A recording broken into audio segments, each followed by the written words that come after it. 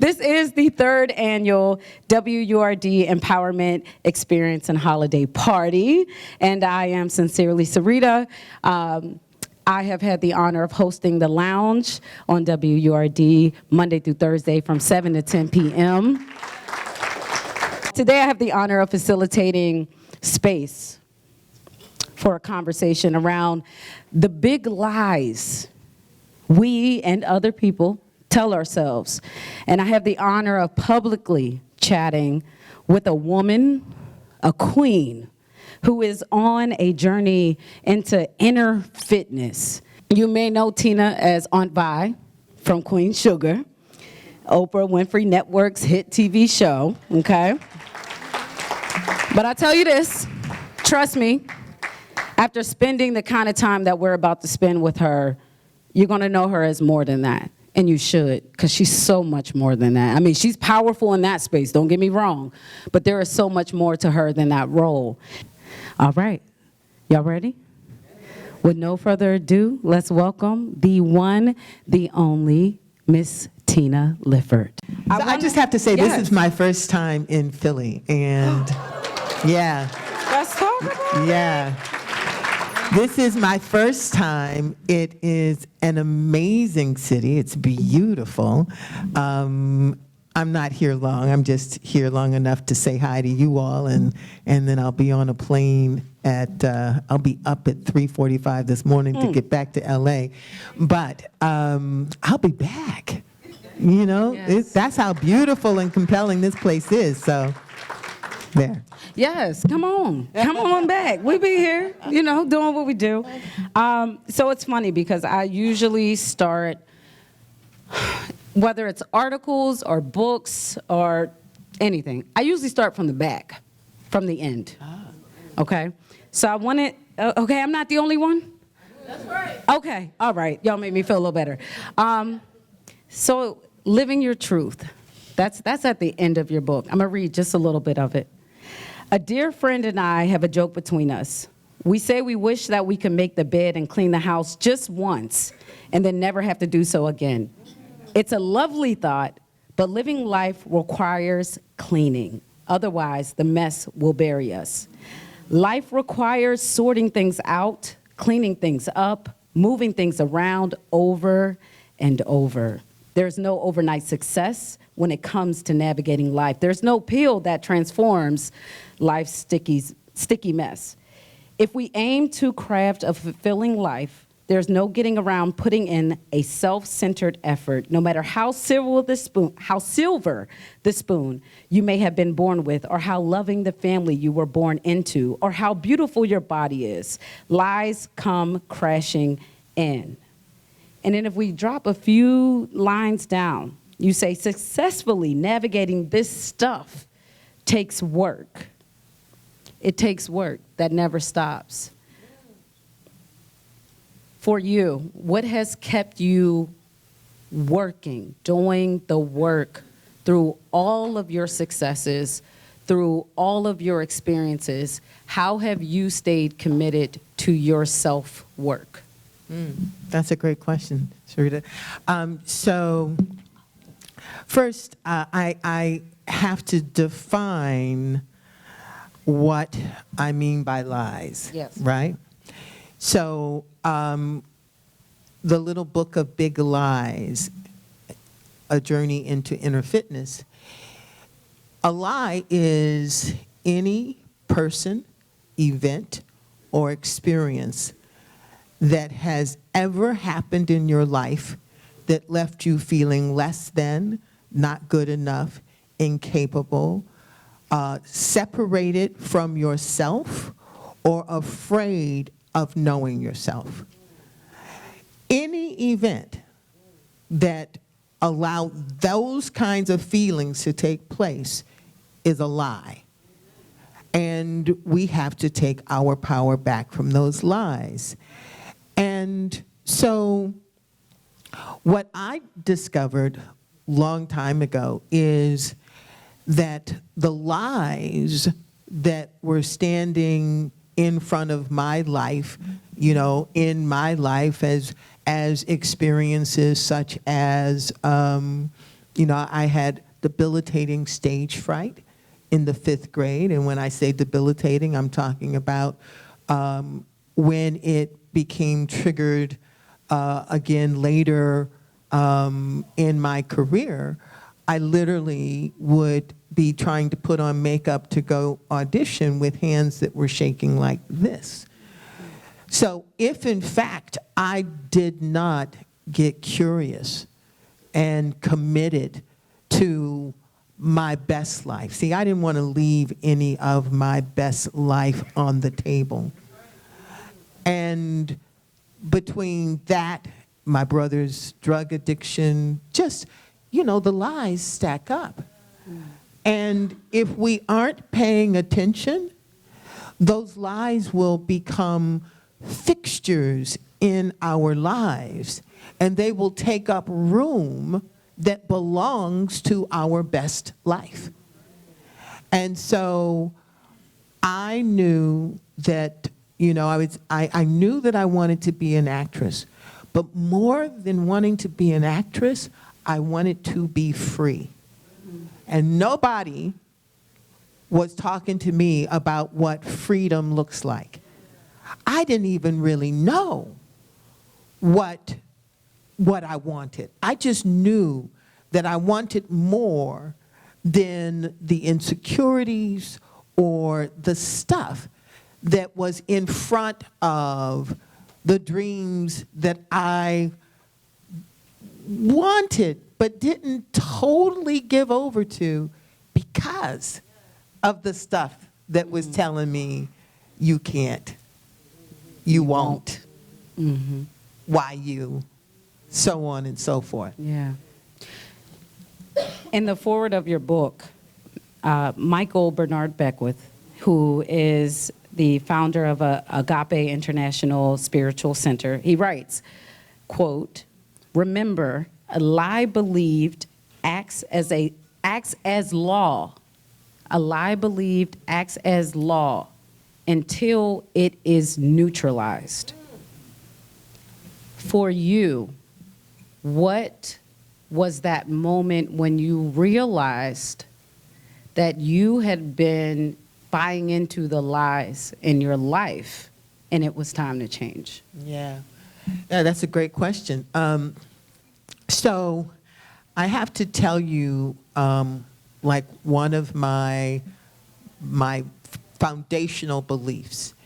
I have these 14 practices that will probably be my next book. But practice number 1 is, I turn my life over to a force greater than me that loves me, cares for me, and responds to my heart. Right? And I think that the more I yearned to walk that truth, the more I realized that any of the other stuff that I was allowing to dictate my life was not worthy of this precious lifetime. Yeah. And I also like, when I was growing up, my parents' friends, when you live in a community, everybody's your aunt and uncle. Right. And that's a beautiful thing about our community. So I had this aunt that wasn't a blood aunt, and she would come over and she would say to my mother, "Where is it?" And my mother was like, "What do you mean, where is it?" And she said, you know that little strange child of yours, right? Talking about me. And so, I was considered different. And the reason I was considered different is because while all the other kids were out playing, I was someplace contemplating the universe. And so that, I ain't mad at them for thinking that I was different, right? Mm-hmm. But I bring that up to say this. So, it occurred to me that this thing that we live in, this life, if you remember back in science class, it says that the universe life started as a tiny little prick in time, a tiny little prick. And everything that exists has come from the expansion of that prick. So inside of that tiny little prick that you could barely see through lived and lives everything that we know. And so I realized that if I wasn't committed to growing, because that's what the universe does. The universe is constantly expanding. So if I'm not expanding, then I can't get to all the stuff that is in here for me to realize before my expiration date. So it's interesting, and so after, like, in the process of reading this book, there are so many directions that we can go in just based off of what you just shared. But I'll ask this, because you do play a character that so many black women in particular have resonated with on Queen Sugar. You have experienced devastating pains, the transition of your brother, and more that we may not know about.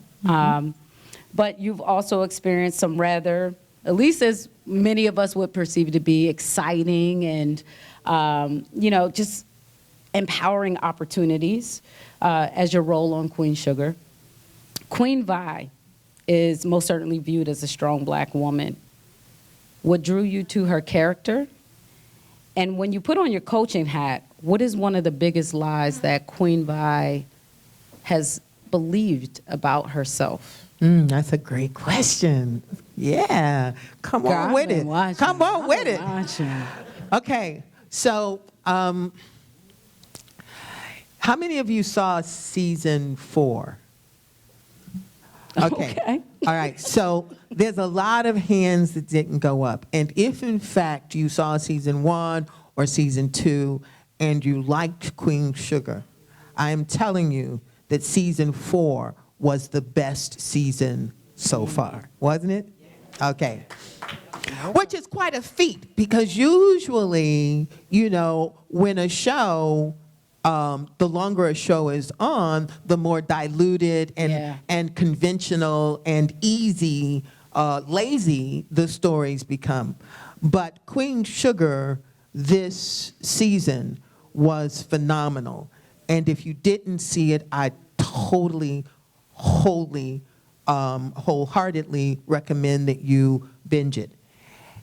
And here's why. Because in season 4, that strong black woman that Aunt Vi represents, that we all know and that we all love, season 4, she is triggered. And her trauma of the past that she had tried to tuck away and deny and forget, and even to some degree with her very compelling love relationship with Hollywood, sort of ignore. But one of the things that my father's death taught me is that if you don't take care of it, it doesn't go away just because you get older. Right.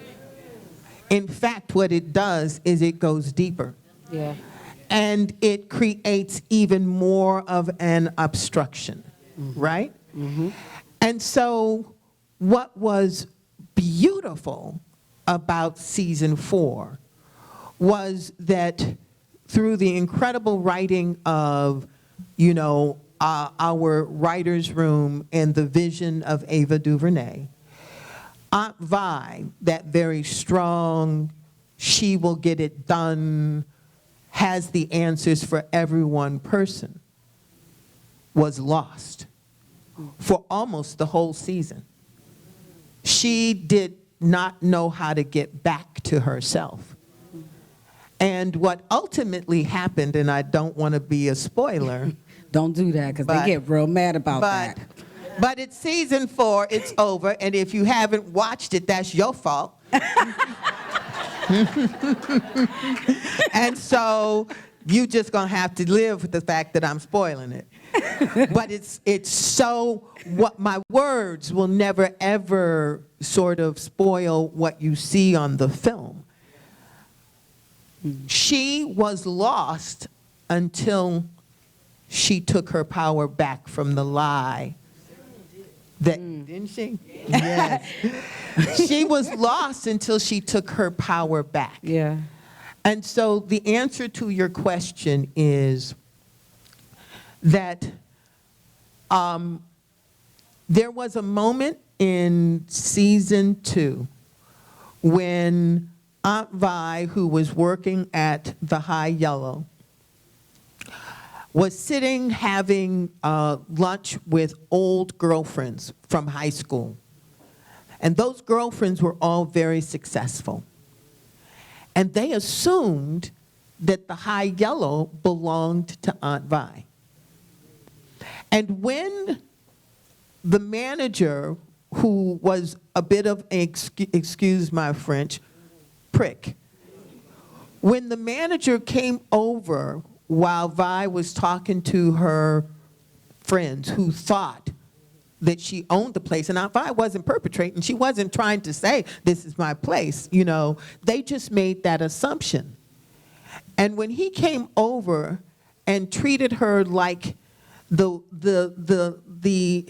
ill-considered employee that he was wont to do, the looks on her friends' faces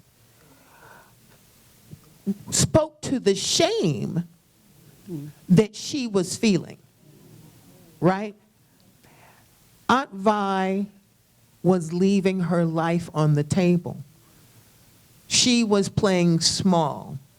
She was stuck and tucked into a life that was so much smaller than she was. For what reasons? Well, I think that season 4 talks about that reason. And so I was drawn to the opportunity. I was hired. I wasn't drawn. I was hired. I was hired. I mean, you and were drawn in a sense. You had to audition, right? And choose to say yes to that role. Yeah, but I didn't know what I was saying yes to, right? I mean, did you know you were saying yes to Oprah Winfrey Network? Well, yeah. Okay. But you see, no, seriously, that's a fantastic thing. That makes the assumption that everything that glitters is gold. Yeah. That is absolutely How many times have you said yes to something thinking you were about to be blessed and it went left, right? In fact, how many times have you bet on it? Bet money on it, bet time on it, bet your identity on it, and then it went left. So I liked what I saw on the paper. But I only saw, one scene. Exactly, one scene. And I had no idea of the vision that lived in the visionary of Ava DuVernay. I didn't know Ava, I mean, I'd seen Selma and I liked Selma. But that don't say I know Ava and that I know her artistic taste and that I know what she plans to do with this character. I didn't know any of that. So when I said yes, I was saying yes to the fact that I love to act. And I was saying yes to the fact that here was an unconventional relationship because there was this older woman and this younger guy, and it was working. It felt real. Gotcha. That's what I said yes to. Gotcha. Right? I mean, okay, Stella, I ain't mad at that. No, all right. All the other stuff. All the Was other stuff added. was Got added. you, got you. So something else that I would say you said yes to and maybe didn't know what all you were bargaining for was one night in your, I believe, early 40s when you went to sleep and you had a dream about 3 women. And from that dream came your understanding of 3 selves. And those selves, just to make sure I'm right, is the surviving self, the thriving self, and then the infinite self. And that conversation in the book, my triggers was like, pew, pew, pew, pew, pew. And it wasn't like the good DJ, pew, pew, pew, pew. It was like, trigger, trigger, trigger, trigger, trigger. Because I realized how much of, and I've had this conversation with myself before, but I realized how much of myself was still operating from a surviving mindset when it was like, you don't have to fight the same fight anymore. You're not where you were before, but you still are moving and acting like you have to, survive in that same way.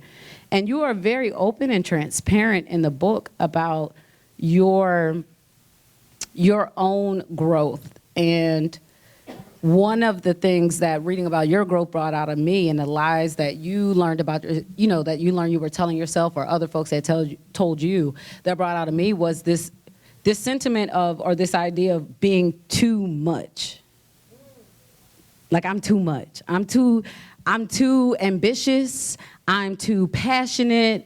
I'm too emotional. I'm too this. I'm too that. I'm too strategic. Intense. I'm too much. And so therefore, who would ever be able to handle me? And that conversation really triggered something in me. So I don't want to give it all away to them, and we're going to have to open this up to Q&A for you all too. So I hope throughout this conversation, if you got some questions and stuff, be ready, because I'm not sitting up here talking this whole time. We're not doing this.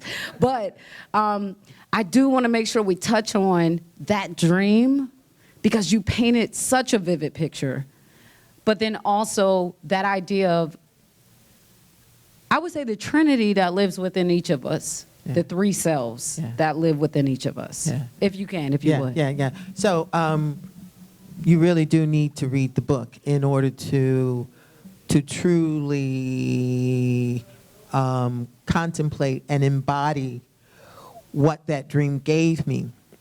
But I will tell you that how many of you have ever experienced like you really want to know something, or you really need something, and you, all of a sudden, that thing that you really need, it sort of shows up. It shows up in your life in some way. I'm going to tell you something. That is not a phenomena that belongs to just a few of us. It's a phenomena that belongs to all of us, but just a few of us are looking for it. You see? And so the more you begin to look, the more you'll begin to see that we are incredibly wired to this thing that is bigger than us. And this thing that is bigger than us is always trying to talk to us. And it really is the push and the drive of our very innate nature is to get us back to a level of homeostasis where we know ourselves and we are in sync with this thing that is bigger than us. Mm-hmm.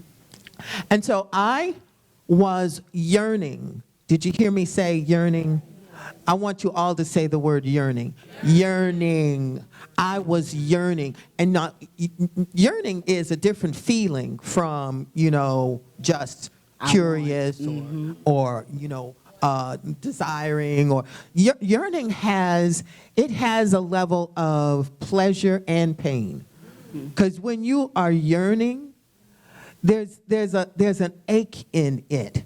You want it so much that there's an ache in it. And the pleasure is that you want it so much, and you see that it has the ability to make a difference in your life. I was yearning to understand how it is that in one part of my life, I felt confident. I mean, like in many parts of my life, I felt totally confident. And then in this other part of my life, particularly when it came to auditioning and stuff, I would be freaking overwhelmed. I would be out of my body. I would be out of myself. And I don't consider myself a fraud.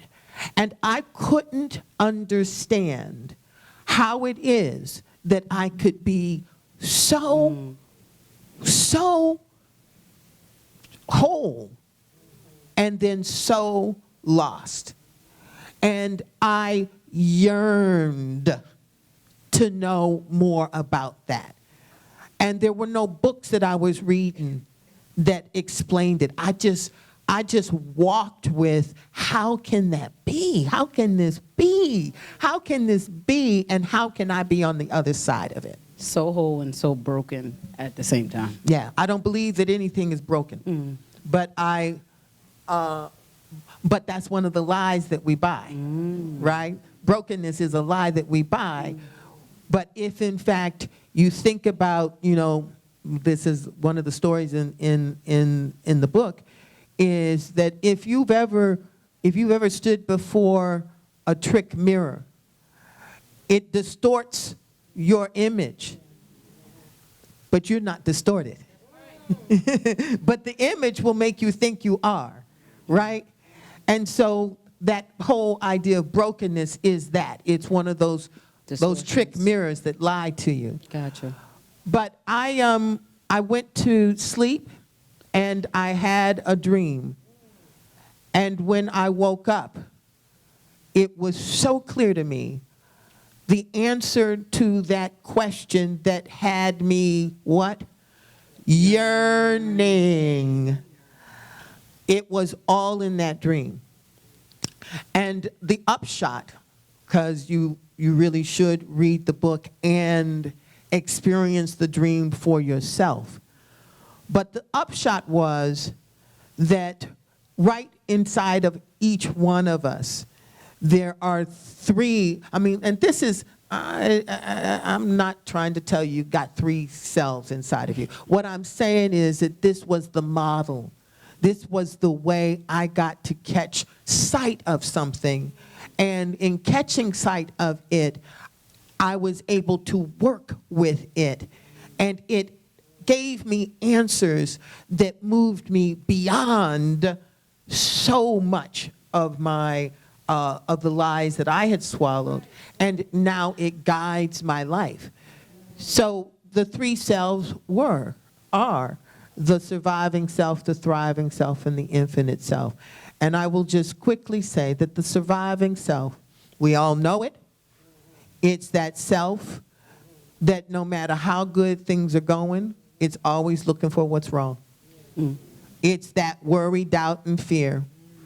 It's that other thing, that otherness, like they not like me, you not like me, this not like me. Checking them boxes. Exactly. Is it this? That? Exactly. Yeah. So the surviving self is one. The other is the thriving self. You all know the thriving self. There's nothing good that has ever happened in your life that you reached for that didn't have at the base of it hope and a sense of possibility and a sense of curiosity, those energies that elevate us. We all have it, and when our life is working, those qualities are front and center. We just haven't been taught that, right? And then the last one is the infinite self. And the infinite self is today the self that I am yearning to know the most. Because the infinite self is the part of us that no matter what is happening, it's unmoved. Mm. It's like clay. You can take clay and bend it into 1,000, 1,000,000 different shapes. But at the essence, it's still clay. Yeah, and still moldable. All right, so I got a question for days, but I'm not going to do that. So I'm going to open this up for Q&A. And y'all, get y'all questions together. Be ready. I ask that we be mindful of time because we still have a book signing, which if you haven't gotten your book, make sure you get your book. We're going to have those available for purchase. And then also Tina is going to be doing book signings and all that good stuff and fun stuff. So and taking pictures and taking pictures and all of that. So make sure you're ready. But we love personal anecdotes, right? The only thing that I ask, again, is that we be mindful of time and take advantage of that opportunity when you're getting your book signed to share that personal anecdote then. But for now, let's get to these questions because I want to dive in. Where do we get the book at? Just stay tuned. We're going to make those announcements. Oh, thanks. Next month is the commemoration of Martin Luther King's birthday again. And I'm wondering what you thought of the idea of changing the word dream to expectation. And what was your expectation what is your expectations of the company OWN that you work with? What's my expectation of OWN? I can tell you what my expectations of Tina are. You know, I don't have expectations for other people because I can't control them. But my expectation is to fly high wherever I am, be undeniable, and bring value. That's my goal. Mm-hmm. And shout out to Ashley. She's going to take it over, working the audience, and getting the questions. Hi, Tina. Hey. Hey. Look, I love you. I love Queen Sugar. And I, you know what? I wasn't going to come, but I wanted to see you so much. I want your book. The way you talk right now is the way you talk on that program. That whatever you call it, sitcom or whatever. But I'm telling you, you are sharp, okay? You talking about age, you got it going on, girl, okay? Well, thank you. I appreciate that. Gentleman in the back that's in the white.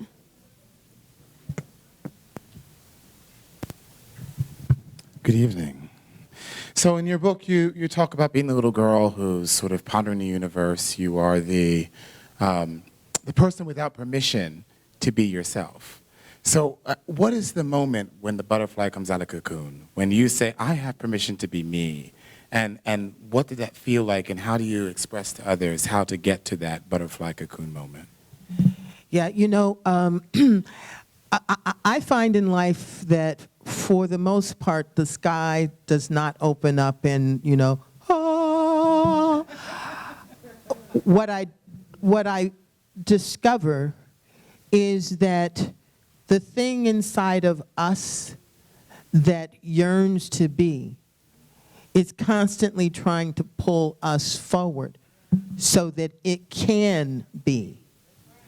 And what's really beautiful about that is that we are constantly, if we're paying attention, if we are following ourselves, we are constantly moving into a higher iteration of ourselves.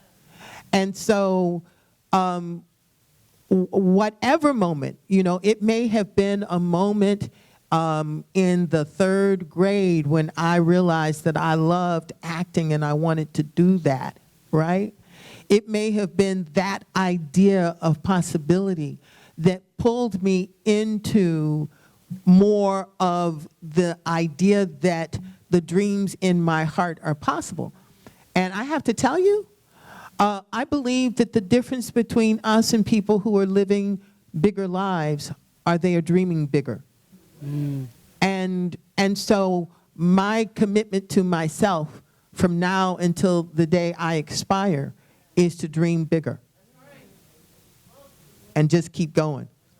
Just keep being pulled into myself. Let's take 2 more questions. Oh, good evening, Tina. I'll share with you how much I admire you when I had the book Thank you, signing. Demetrius. When we have to speak against those lies, a lot of times we don't know how to talk within ourselves. How do you allow people or help people to exercise that voice that we have inside of us that needs to speak very loudly about our actions that we do?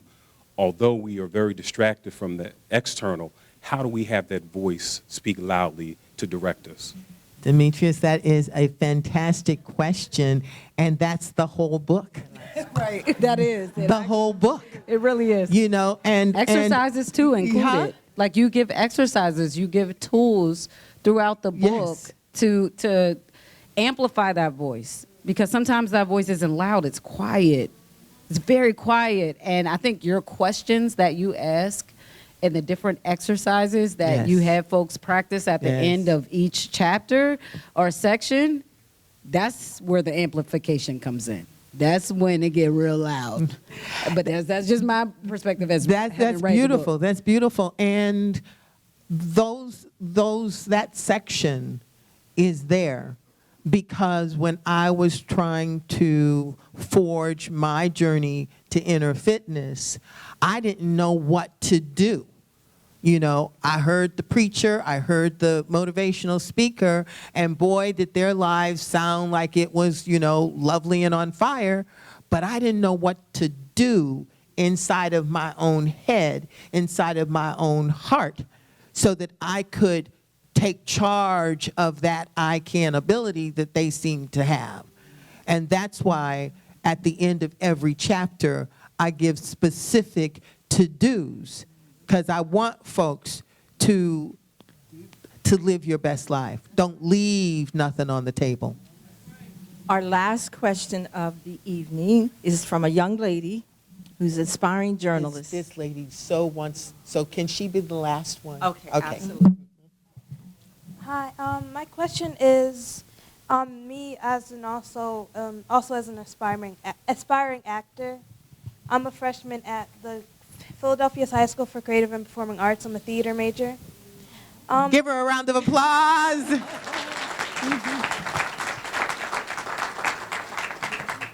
Her mother is also the features editor at the Philadelphia Tribune. Good stock, good stock. Do you have any advice for a young black woman like me who also might feel stuck a little bit, not knowing where to go or how to really speak her voice? Yeah. So here's what I want you to know. That feeling is a feeling that every human being has. And that feeling is a feeling that people far older than you have.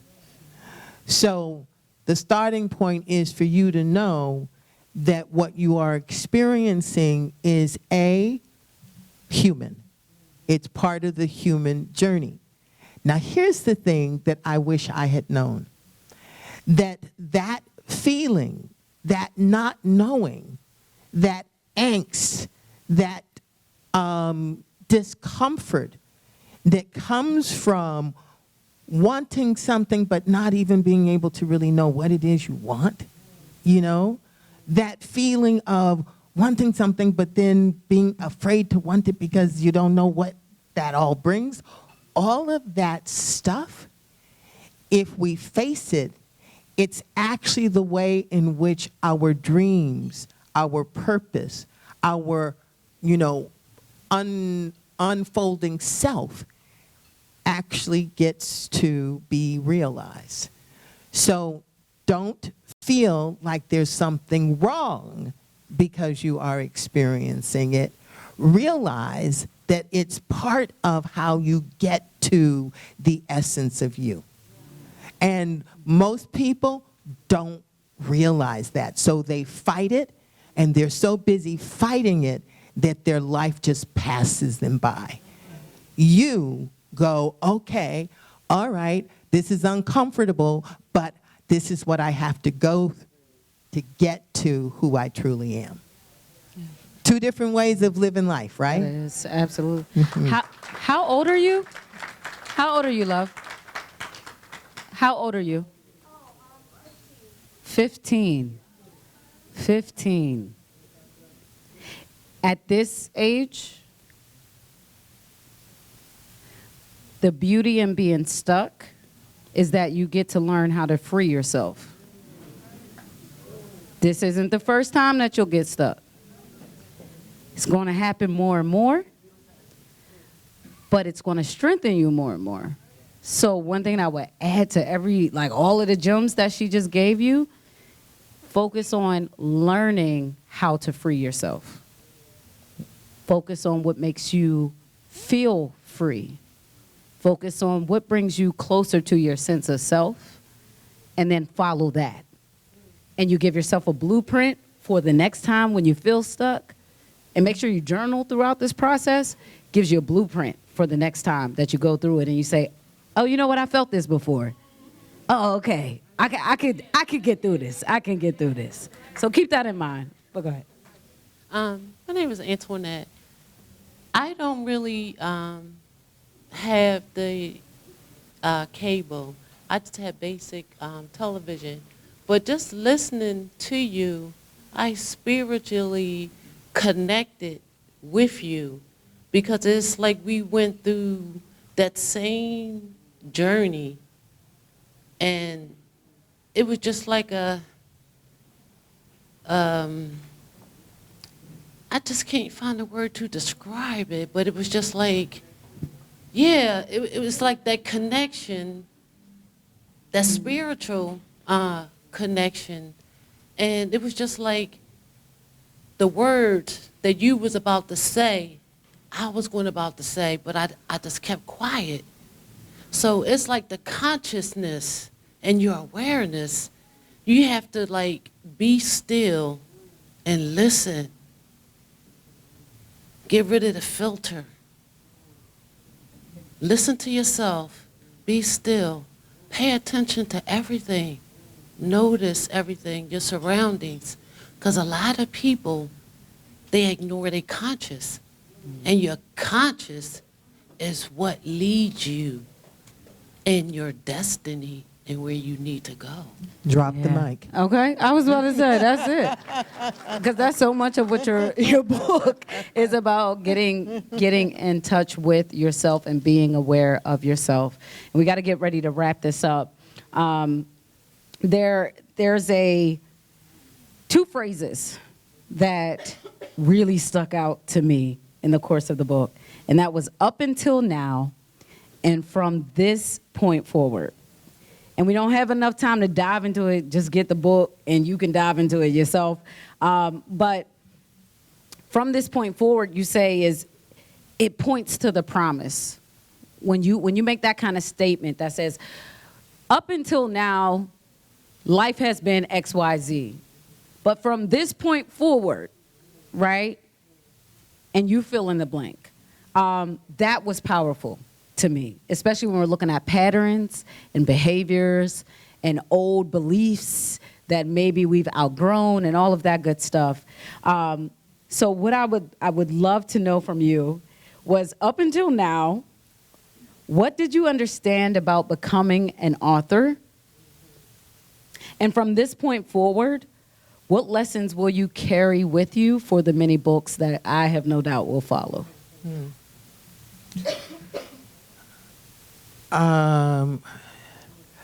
So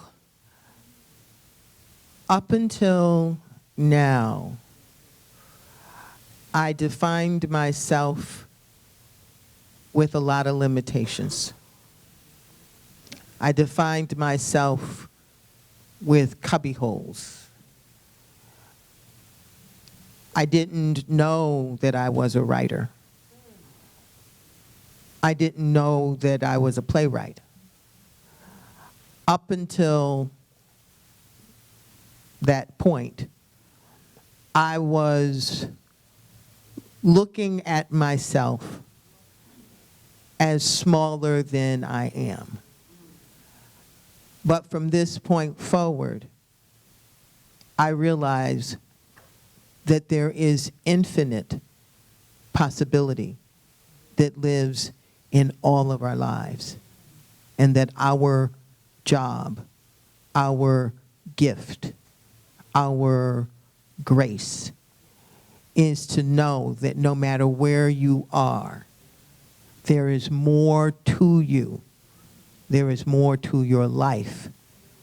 And that your job is to get the information that lets you, that encourages you to yearn for more of yourself.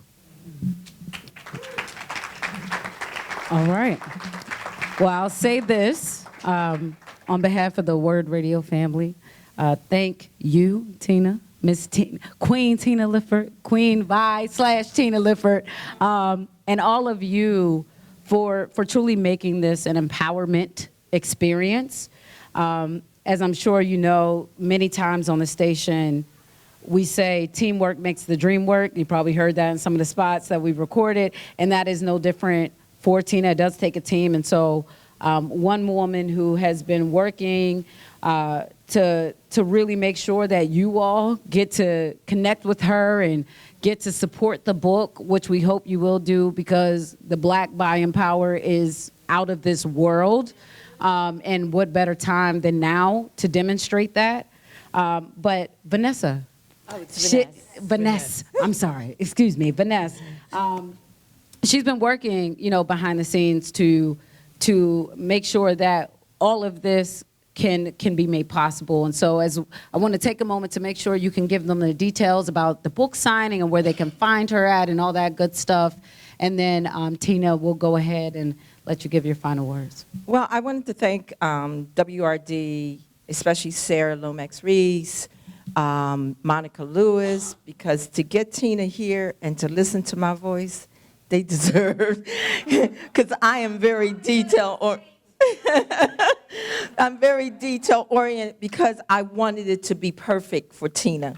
It's not just about bringing somebody in, it's like making it perfect, because I knew there was an audience, and you have to find an audience. It just doesn't happen. So I'm so glad this room is packed, because Tina has only done, how many book signings for the book tour? I think this is the 4th one. 4 book signings, which is unusual because the book has been out since November the 19th. So this is truly a pleasure and also an honor. And the fact that you can buy her book and get it autographed also is a keepsake. Buy it for your kids, buy it for your neighbors, buy it for anybody who's on your guest list. Christmas gifts. Hanukkah, whatever you celebrate. Yes, holiday. Kwanzaa. Kwanzaa, Get Your Life Right Day in January, any of those things. But I also wanted to acknowledge, my name is Vanessa Lloyd-Scombati, and many of you have heard me on WRD, especially on Vicki Leach's show. And I wanted to thank her, Syreeta, Tiffany, who's in the back, and Solomon Jones. They all had an opportunity to interview her, which is highly unusual. So they really rolled out the carpet. And the media also in this market, the Tribune did a wonderful article on her, and a number of the competitors also supported this effort. So it was a family event. But most important, what I do is the African American Children's Book Project. We host the largest African American children's book fair in the entire country. On average, 4,000 people come.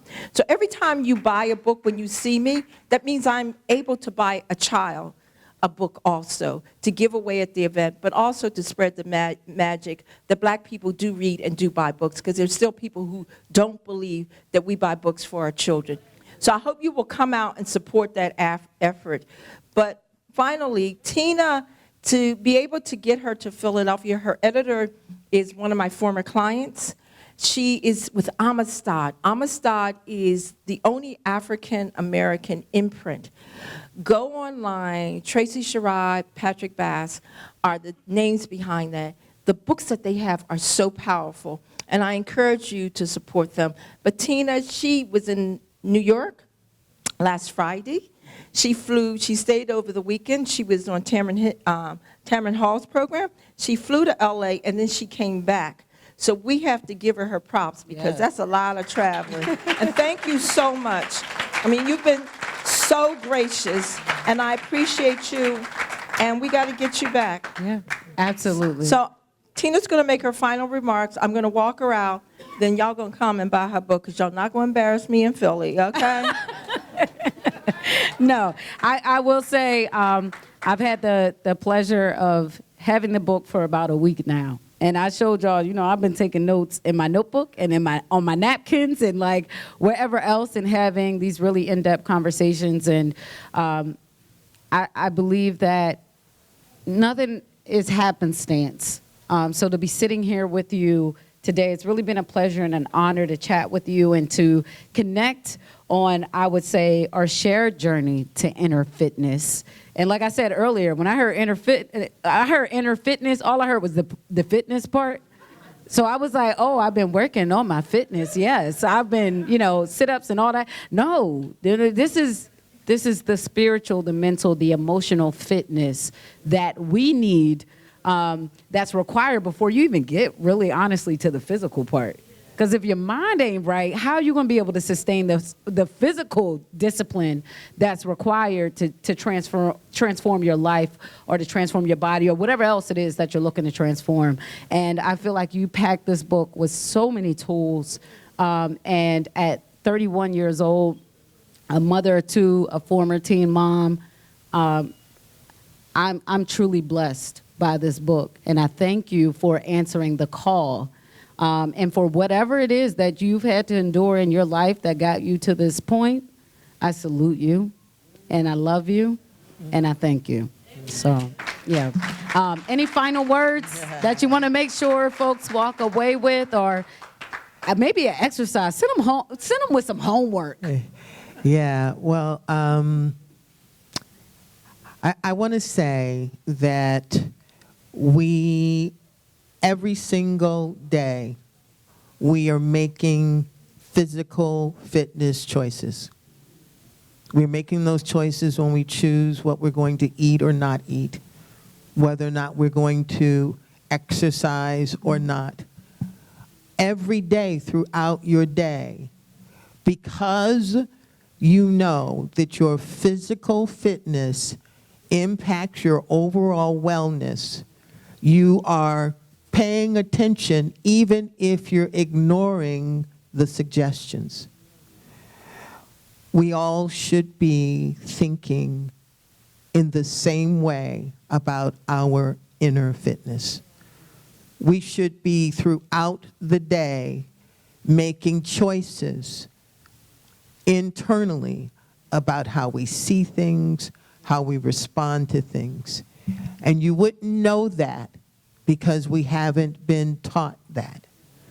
But our freedom, our power, and our fundamental well-being is in those actions. So Syreeta suggests that I end with an exercise. Here it is. I want you to, with whatever is important to you, with whether it is a challenge or a dream, whatever it is, let's do the up until now and from this point forward, so that when you leave here, you can remember to say that and to encourage yourselves in that way. And then the little book of Big Lies, it will give you so many other ways to make your journey actionable. And it doesn't have to be, this horrible, painful, resistance-filled experience that the idea of wellness has been up until now, right? So everybody, think about your up until now. And we're going to say together, up until now, I'll tell you when, and you think about yours, and mouth the words for yourself. You can say it out loud or just mouth the words. And then we'll say, but from this point forward. And all you need to know is that it can be better. It can change. And when you know that, it opens a door inside of your heart that is full of possibility. And it is through that opening that everything else will come. Right? So, 1, 2, 3, we're going to say up until now. Okay, so 1, 2, 3. Up until now, this thing has been however it's been, whatever yours is. But from this point forward, I'm on and off. It can be better. It can change. I can move beyond. I love you all. Love yourselves. Give yourselves a round of applause. Yes. All right, y'all, listen. It's time to party. The holiday party is commencing, but it's also time to make sure that you grab your books.